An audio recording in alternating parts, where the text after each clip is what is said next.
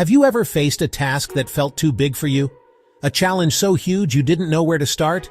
Maybe it was a new job, or, a new family, maybe just a new season of life. You felt the weight on your shoulders and wondered, can I do this? If you have, then you know a little of what a young man named Solomon felt. He was standing at the foot of a mountain of responsibility. He was about to become the king of Israel. This wasn't just any kingdom. It was God's chosen people, a nation with a long history and a divine promise. Solomon was following in the footsteps of a giant. His father was King David, a man after God's own heart. He was a warrior. He was a poet. He was a legendary leader. He had united the tribes of Israel. He had defeated their enemies. He had made Jerusalem the capital city. Now the crown was being passed to his son. Imagine the pressure. The expectations were as high as the heavens. Solomon was young. He was inexperienced, but a sacred trust. The people looked to him for justice. The people looked to him for guidance. The people looked to him for protection. He felt like a child asked to do a man's job, a heavy weight for anyone to carry. The kingdom Solomon inherited was strong, but it was also complex. It was a time of peace, but peace always needs a guardian. The nation was prosperous, but wealth can bring its own set of problems. There were alliances to manage, trade routes to protect. There were courts to oversee, disputes to settle among his own people. Solomon knew that military might and a full treasury were not enough. A king needed something more. He needed to be able to see to the heart of matters. He needed to discern right from wrong. He needed to discern truth from falsehood. He needed a special kind of strength, one that came not from a sword, but from the soul. And so, we find Solomon at a crossroads. He is the new king, standing in the shadow of his great father. The entire nation is watching, waiting to see what kind of leader he will be. Will he be a warrior like his father? Will he be a builder, a diplomat, or something else entirely? Solomon himself is wrestling with these questions. He knows his own limitations. He recognizes his youth and his need for help. This deep sense of need, this humble awareness of his own smallness in the face of a great task, is where our story truly begins. It is what sets the stage for an extraordinary encounter that would change his life and his kingdom forever. Imagine the first few days and weeks of Solomon's reign. The palace would have been buzzing with activity. Officials, advisors, officials coming and going, advisors coming and going, reports from distant provinces, petitions from common folk, messages from foreign kings. Every decision, big or small, ultimately rested on his shoulders. A dispute between two farmers over a piece of land? Solomon had to ensure justice was done. A threat on the northern border? Solomon had to decide how to respond. The weight of it all must have been immense. He was not just a CEO of a large company. He was the shepherd of millions of souls. The Bible tells us that Solomon loved the Lord. He tried to walk in the ways of his father David, yet he felt his own inadequacy deeply. He described himself as only a little child who did not know how to go out or come in. This wasn't false modesty. It was a sincere cry from the heart of a young man overwhelmed by his calling. He was responsible for your people, a people so numerous they were like the dust of the earth. How could one young man possibly judge them fairly? How could he lead them in a way that honored God and blessed the nation? The task seemed impossible. We have all stood at the beginning of a new chapter and felt small. First day of parenthood, holding a tiny baby, starting a new business, hope and savings on the line.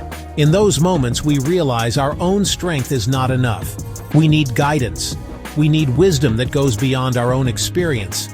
It was in this state of humble awareness that Solomon went to Gibeon. He went there to offer sacrifices to God, 1,000 of them. But it was more than just a public ceremony. It was a personal pilgrimage. He was bringing his heavy heart, his anxieties, and his deep sense of need before the one true king. He was a king who knew he needed a king.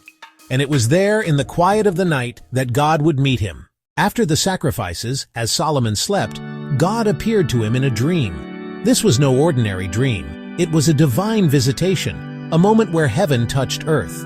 Imagine the stillness of that night. The fires of the altars have died down to embers. In the young king's mind, the voice of the Creator speaks. The offer God makes is staggering. It is like a blank check from the bank of heaven. Ask for whatever you want me to give you, God says. Stop and think about that. Whatever you want, no limits, no conditions. What would you ask for? What would most people ask? Immense wealth, a life free from financial worry, a palace for every season, a long, healthy life, to live 100 years without sickness or pain, power over their enemies, to be invincible, rivals trembling before them, fame, pleasure, success. These are the things the world chases. These are the prizes people spend their lives chasing. Solomon could have had any of them. He could have secured his dynasty and comfort for life. But Solomon's heart was not on those things. His mind was not on himself. It was on the great task before him. It was on the people he was called to lead. He had spent his first days as king under a crushing weight of responsibility. He knew riches wouldn't help him judge a hard case. He knew a long life wouldn't make him just. He knew battlefield victories wouldn't win people's hearts. He needed something different, deeper, to equip him for the sacred duty. So in that pivotal moment, Solomon did not ask for himself. He asked for his people. He began by honoring God's goodness to his father David. He humbly called himself a child.